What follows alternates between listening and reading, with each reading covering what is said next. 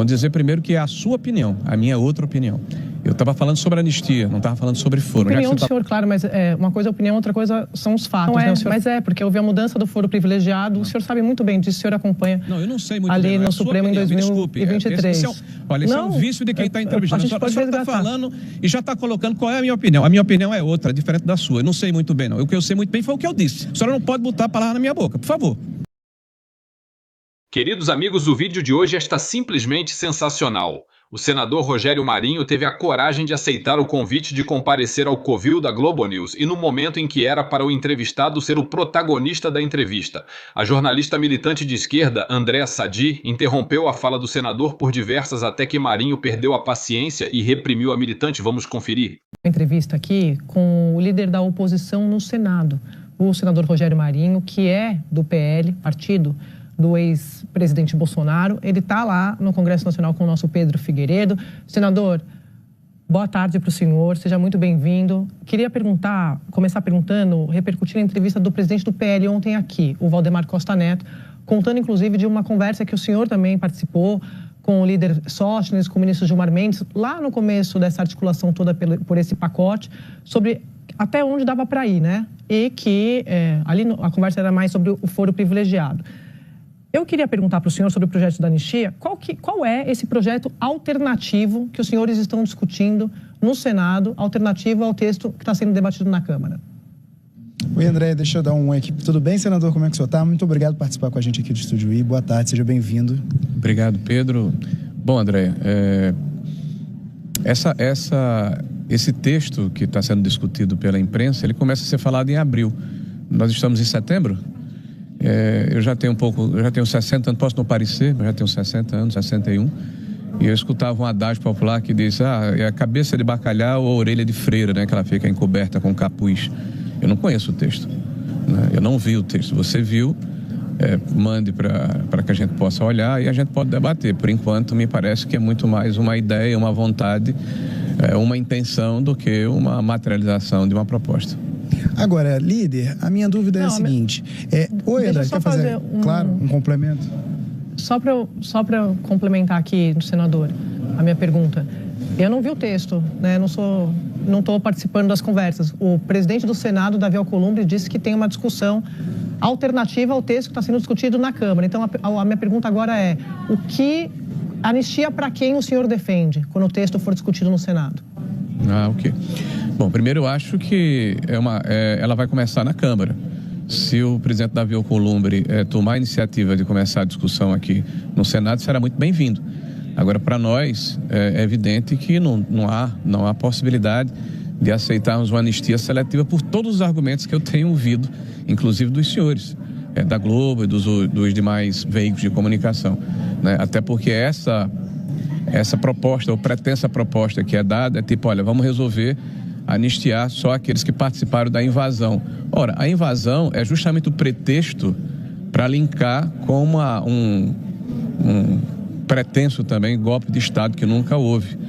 E as pessoas dizem, mas pode ser declarado inconstitucional porque não se anistia quem pratica golpe de Estado. Olha, como é que você vai anistiar, 1.500 pessoas e não anistia 3 ou 4 pelo mesmo motivo? Para mim é muito esquisito, né, que nós estejamos hoje com um debate interditado, não é pela pressão de opinião pública ou de parlamentares ou de agentes políticos, é de um outro poder que tutela e intervém e interdita o debate nessa casa. Nós estamos numa situação muito ruim no Brasil. Essa anistia... eu só concluí, André. Fala de anistia nós seletiva? Estamos numa situação muito ruim, porque você tem um Congresso que representa o povo que está impedido de se manifestar contra ou a favor, porque pretensamente tem que ouvir primeiro um outro poder, que é o Supremo Tribunal Federal, que só deveria ser provocado caso algum cidadão, alguma empresa, alguma entidade fizesse arguição de inconstitucionalidade. Aí sim, eles poderiam conversar a respeito do tema. Mas no Brasil virou tudo de ponta cabeça, né? O agente político mais importante do Brasil hoje é o Supremo Tribunal Federal. Pois não. Eu já peço desculpas para o senador, porque eu tô com um pouco de delay. Então, se eu falar em cima, senador, é por causa disso. Então, já peço desculpas. Então, o que o senhor está dizendo, quando o senhor fala de anistia seletiva, o texto que o senhor defende é anistia incluindo o ex-presidente Bolsonaro, é isso? Não, ampla. Não é possível nós falarmos de anistia num país que tem toda uma tradição de reconciliação e de pacificação, olhando pelo retrovisor.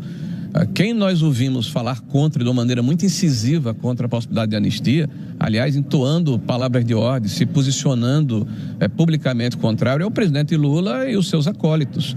E são justamente eles que foram beneficiários de anistia. E veja, alegar porque o presidente Bolsonaro foi o idealizador do processo. As pessoas que foram anistiadas por crime de morte, vamos deixar claro, por assalto a banco, por sequestro. E naquela oportunidade, para se reconciliar o país, não se fez uma gradação. Olha, só vamos anistiar quem falou mal do governo, ou quem estava numa passeata, ou quem eventualmente escreveu um livro proibido. Porque hoje no Brasil existe, infelizmente, está banalizado, o crime de opinião. Nós temos aí centenas de pessoas sendo processadas porque ousaram contestar, por exemplo, o judiciário brasileiro e o sistema eleitoral. Fazer uma crítica à justiça hoje virou um anátema, né? Virou um dogma de fé, né? Eu vi editoriais de todos os grandes jornais do país ontem, uníssono, parecendo que estavam conversando entre si, batendo no governador Tarcísio, porque ele ousou colocar em dúvida, né, alguma ação judicial, a ação do judiciário brasileiro. Eu tenho certeza que o que ele quis dizer é que existe no judiciário brasileiro, na alta cúpula, decisões políticas, ministros que falam politicamente, que se posicionam politicamente, e isso realmente causa um desconforto, porque cada um no seu quadrado. A separação dos poderes é a base da democracia liberal. Cabe ao legislativo, que representa o povo brasileiro, tomar determinadas decisões, inclusive a sua prerrogativa de decidir pela anistia.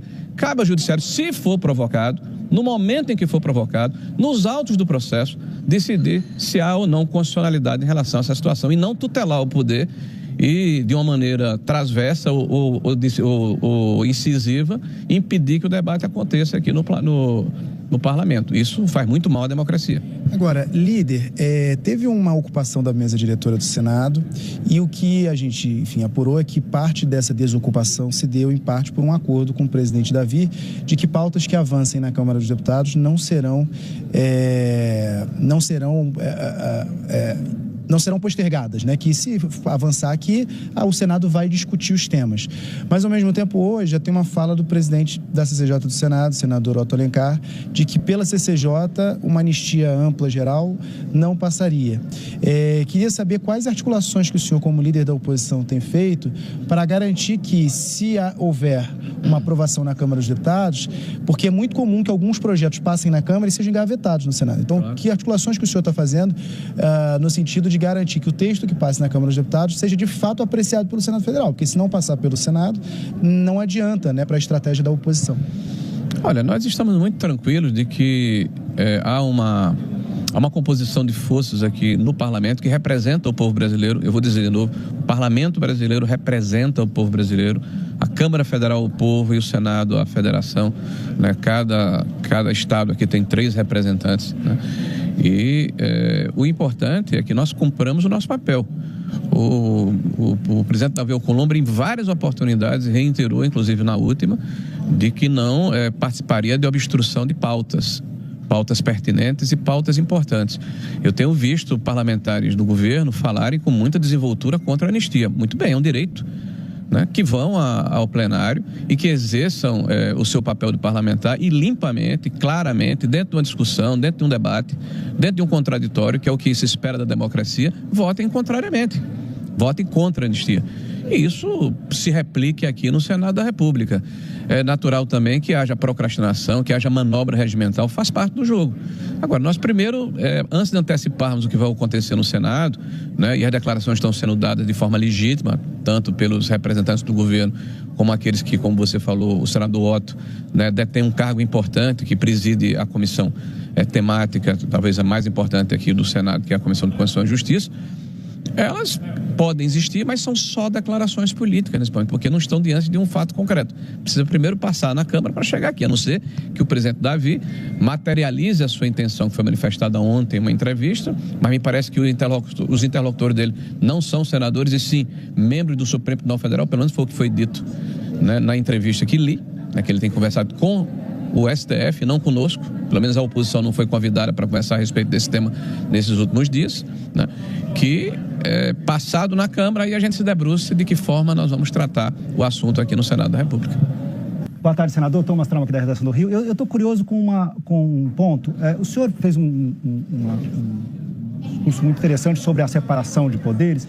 Isso me parece contraditório com o fato que, na semana passada, como disse o presidente do PL, o senhor recebeu o ministro do Supremo Tribunal Federal, Gilmar Mendes, para discutir justamente pontos que não chegaram ao Supremo ainda. Naquele caso, ou seria a questão da PEC das prerrogativas ou até mesmo a anistia.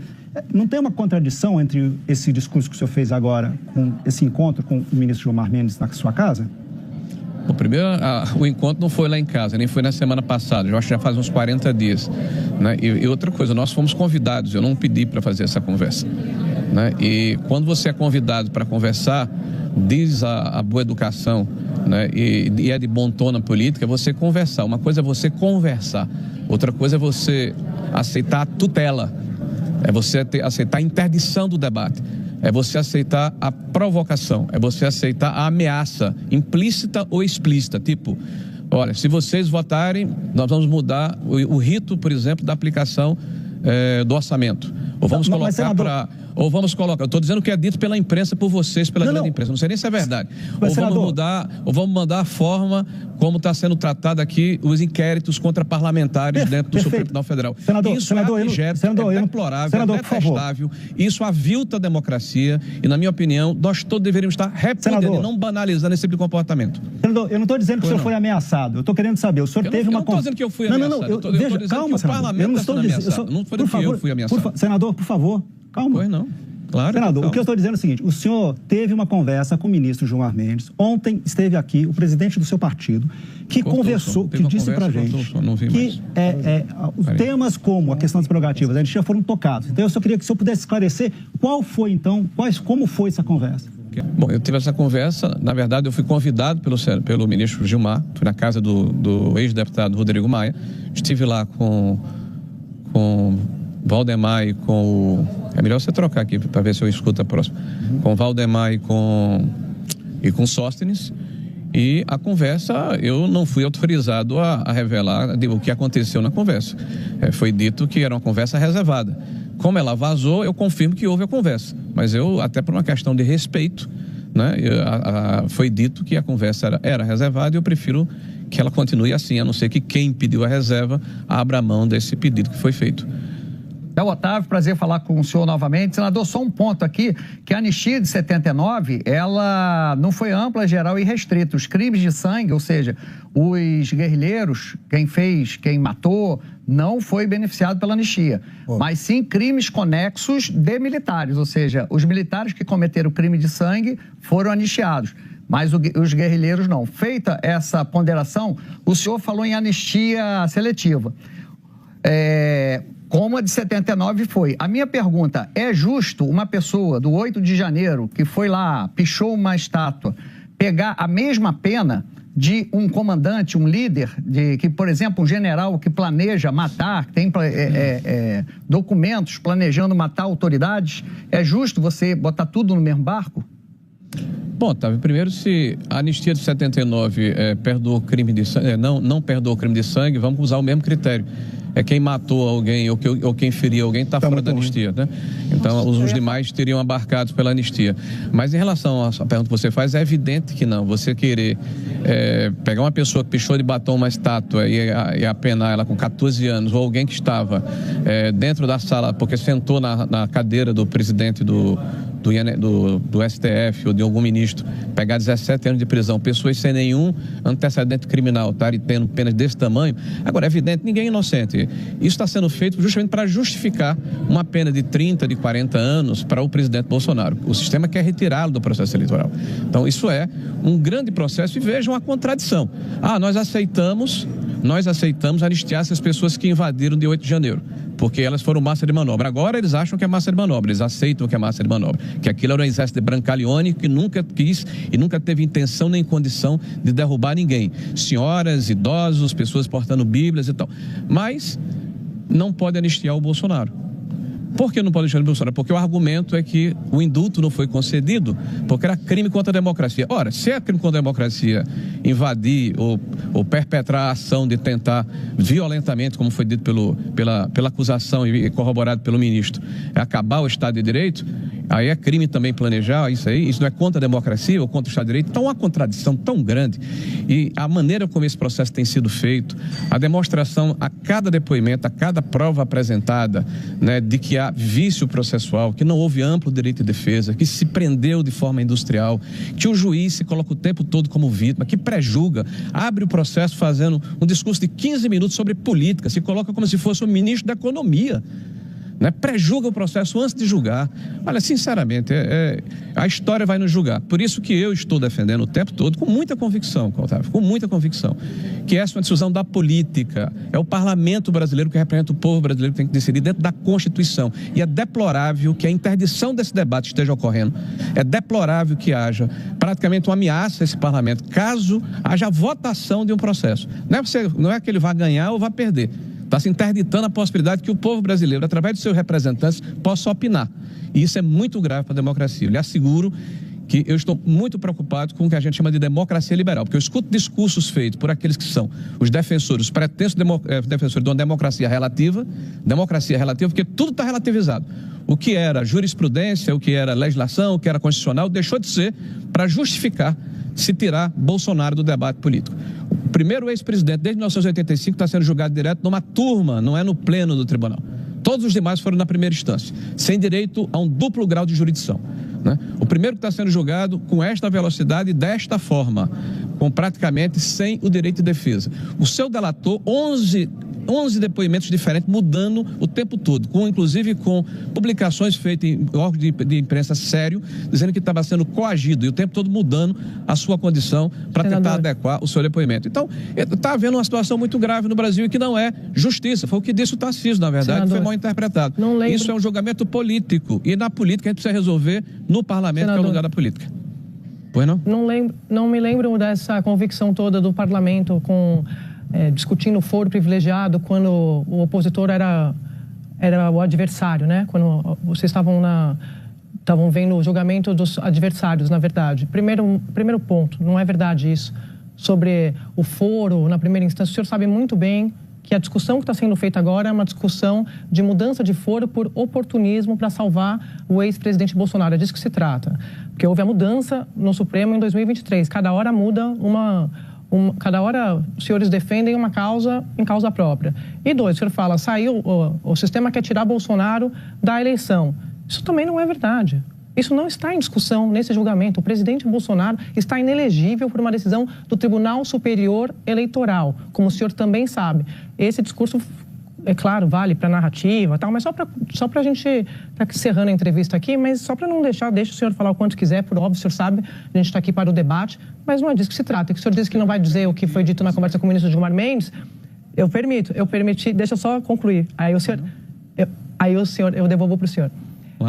O presidente do PL, Valdemar Costa Neto, aqui na entrevista ontem, ele disse, inclusive, que o ministro Gilmar Mendes teria dito que isso da mudança de foro é um absurdo, porque é um casuísmo, e deu até uma frase, vocês vão criar 20 moros na primeira instância. O senhor estava nessa reunião. Então, não é que o senhor vazou a reunião, não. O presidente do PL contou isso aqui ontem. Isso aqui foi ontem, está gravado, é oficial. Então, só para dizer que somos nós que estamos dizendo. Foi o presidente do partido do senhor que disse isso sobre a mudança de foro. Só para deixar tudo direitinho aqui. Pode falar, por favor. Obrigado, André, pela sua gentileza. Bom, dizer primeiro que é a sua opinião, a minha é outra opinião. Eu estava falando sobre anistia, não estava falando sobre foro. Já que você está falando sobre foro, eu reitero o que disse. O foro foi mudado por conveniência do tribunal para permitir, isso é a minha opinião, para permitir justamente a retirada do presidente da República, que é a maior liderança de direita do país, do jogo eleitoral. Isso é a minha opinião. Você tem a sua, eu tenho a minha. Tá? Isso foi feito de forma casuística, aliás, contra uma decisão de menos de 5 anos atrás, com o acordo puxado pelo atual presidente do Supremo Tribunal Federal, o ministro Barroso. E essa situação só se concretizou agora em abril de 25, Né? Aliás, o julgamento foi feito de trás para frente, porque o julgamento estava acontecendo, né, por uma questão questão conexa, porque tinha alguém com foro nesse processo. Para justificar o processo, só conseguiram terminar em 25. Então, na verdade, o presidente estava sendo julgado de forma irregular. Agora que eles conseguiram normalizar o processo. Quanto à questão da conversa, André, quem me pediu reserva não foi o presidente Valdemar. Ele tem todo o direito de falar o que quiser. Ele é independente. Eu estava numa conversa e quem me chamou para conversar me pediu reserva. Eu mantenho a minha palavra e me reservo o direito de só falar a respeito do tema, se quem pediu a reserva da conversa abrir mão dessa situação. Claro, claro. É a opinião do senhor, claro, mas uma coisa é a opinião, outra coisa são os fatos, né? O senhor falou antes de julgamento em primeira instância, só por isso que eu falei... É a sua opinião. Essa é a opinião do senhor, está tudo certo. Ah, ok. Então não diga... Essa é a opinião do senhor, está tudo certo, senador.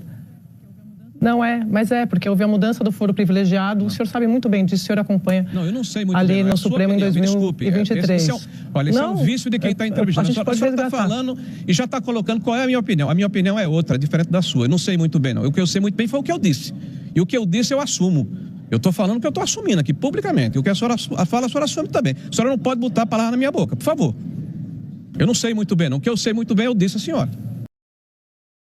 A entrevista do senador na Globo News foi um espetáculo. Apesar da equipe da emissora tentar conduzir o debate, o senador deu um show à parte. Conhecido por sua inteligência e competência, Marinho expôs suas ideias de forma clara. Andréa Sadi, com seu viés militante, tentou desqualificar as falas do senador, mas acabou sendo ela mesma desqualificada, mostrando a postura firme e articulada de Marinho, que o fez colocar a militante em seu devido lugar. Comente sua opinião sobre a entrevista do senador Rogério Marinho e a postura dos jornalistas da Globo News. Se o vídeo fez sentido para você, deixe seu like e inscreva-se no canal para que nossa mensagem alcance mais pessoas. Meu nome é Jander Pires e te espero no próximo vídeo. Tchau!